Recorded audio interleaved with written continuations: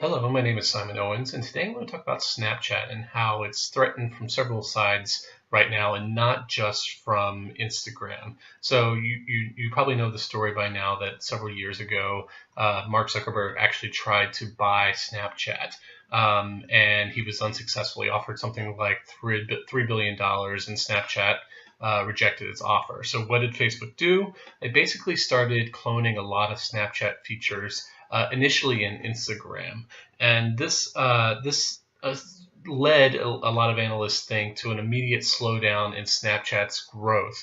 Basically, through the launch of Instagram Stories, the thinking was that people who had to choose between Snapchat and Instagram figured they had all the features they needed from Snapchat on Instagram, so why go on both? So their monthly active user or daily active user growth considerably slowed after that, and it definitely hurt their share prices. And so a lot of this competition and a lot of Snapchat's troubles are often largely attributed to Instagram. But Instagram isn't the only threat to Snapchat.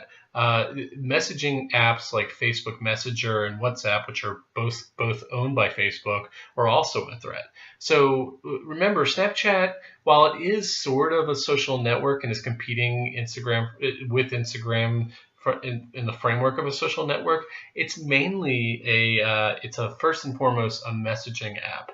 In fact, Snapchat has kind of spurned away Snapchat influencers. It doesn't want to be a one-to-many type platform. It prides itself to be on a more intimate platform for one-to-one messaging between friends. So could argue that it's more of a messaging app than a social media app, even though it's usually thought of as a social media app.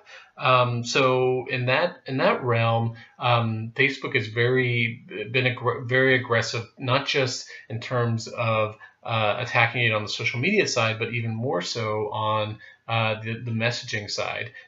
Just in the last few months, Facebook Messenger and WhatsApp have rolled out basically Snapchat stories like clones, where you can basically create kind of like a status update for your day that only lasts 24 hours, very much like Snapchat stories. And in this respect, these two apps, Facebook Messenger and WhatsApp, are growing and even more dominant than Instagram. So in some cases, are even more of a threat to Snapchat. WhatsApp just hit 1 billion users this summer, and Facebook just in the last few days announced that it had reached 1.3 billion monthly active users. So you can see where kind of basically Mark Zuckerberg is attacking Snapchat from both sides. On the social network side with Instagram, but he's also attacking from the Messenger side with Facebook Messenger and WhatsApp. And I think that's his strategy after being spurned from